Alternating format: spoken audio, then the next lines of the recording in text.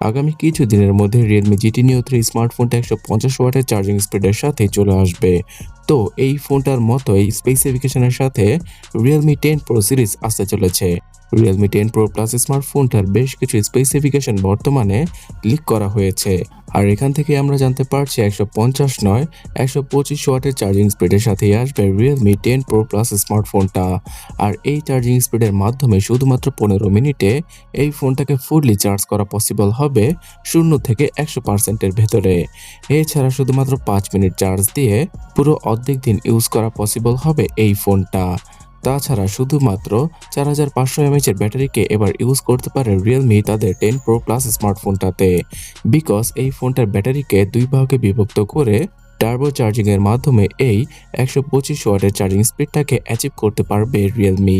Basically এটা ওপোর একটা technology, যেটা হয়তো আপনারা আন্দাজ করতেই পেরেছেন।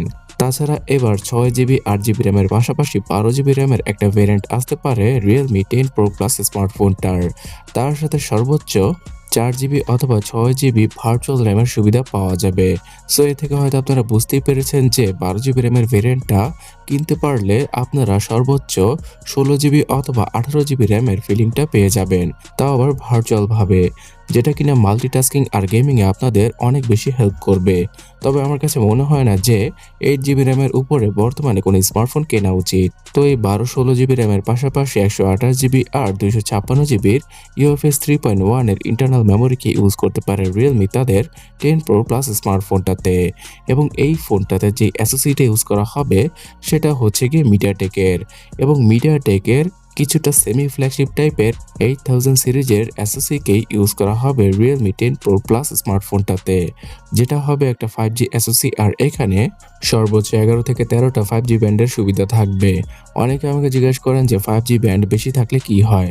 দেখুন, একবার সিম্পল ভাবে বলতে গেলে যত বেশি 5G ব্যান্ড থাকবে আমাদের দেশে সেই ফোনটা মানে 5G স্মার্টফোনটা ভালোভাবে ইউজ করার সুবিধা অত বেশি পাওয়া যাবে। সো এই 5G ব্যান্ড নিয়ে হয়তো আমি আগামীতে ডেডিকেটেড কোনো ভিডিওর মাধ্যমে আপনাদের জানিয়ে দেব। তবে Dimensity 8100 অ্যাসোসিটা বর্তমানে Realme GT Neo 3 স্মার্টফোনটাতে ইউজ করতে যাচ্ছে Realme, যেটা কিনা সেমি ফ্ল্যাগশিপ টাইপের একটা অ্যাসোসি। এবং এই চিপসেটটা স্ন্যাপড্রাগন 870কে অনায়াসে বিট করতে পারে। এছাড়া 888 অ্যাসোসিকেও হারিয়ে দিতে পারে এই চিপসেটটা, এমনটাই জানা যাচ্ছে। তো GT Neo 3 স্মার্টফোনটা আসলেই এই চিপসেটটা সম্পর্কে আরও ভালোভাবে জানা যাবে। এবং TSMC এই চিপসেটটা উৎপাদন করায় এখানে তেমন কোনো হিটিং এর ইস্যু পাওয়া যাবে না। আর ডিসপ্লে সেকশনে 120Hz এর সুপার অ্যামোলেড প্যানেলের ডিসপ্লেকে এবার ইউজ করবে Realme তাদের 10 Pro Plus স্মার্টফোনটাতে। এবং এই ডিসপ্লেতে আন্ডার ডিসপ্লে ফিঙ্গারপ্রিন্ট স্ক্যানারের পাশাপাশি ছোট্ট পাঁচলের কাটআউট থাকবে, যেখানে কিনা অ্যাজ ইউজুয়াল 32 মেগাপিক্সেল অথবা 16 মেগাপিক্সেল সেলফি ক্যামেরাটা থাকতে পারে। রিয়ার ক্যামেরা সেটআপ হিসেবে 50 মেগাপিক্সেলের অপটিক্যাল ইমেজ স্টেবিলাইজেশন যুক্ত ট্রিপল অথবা কোয়াড ক্যামেরা সেটআপ থাকবে এই ফোনটার পেছনে।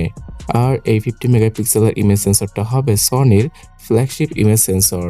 এবং এই ফোনটা দ্বারা 4K তে অনায়াসে ভিডিও রেকর্ডিং করা পসিবল হবে, বাট সেলফি ক্যামেরা দ্বারা সেই 1080p রেজলিউশনে ভিডিওগুলো শুট করতে হতে পারে আমাদের। সো ভিউয়ার্স, আশা করা যাচ্ছে এই বছরের একদম লাস্ট কোয়ার্টারে Realme 10 Pro Plus স্মার্টফোনটাকে নিয়ে আসবে Realme। তখন এই ফোনটার প্রাইস বর্তমানে GT Neo 3 স্মার্টফোন থেকে অনেক বেশি কম হবে। যেহেতু মিডিয়াটেকের অ্যাসোসি ইউজ করা হয়েছে, তাই আশা করা যাচ্ছে 22 থেকে 25,000 রুপির আশেপাশেই লঞ্চ করা হবে Realme 10 Pro Plus স্মার্টফোনটাকে সেই সময়। এছাড়া বাংলাদেশের মার্কেটে 30 থেকে 35,000 টাকায় আমরা অনায়াসে Realme 10 Pro Plus স্মার্টফোনটাকে পেয়ে যেতে পারি, সেটা অফিসিয়াল ভাবে হোক অথবা আনঅফিসিয়াল ভাবে হোক।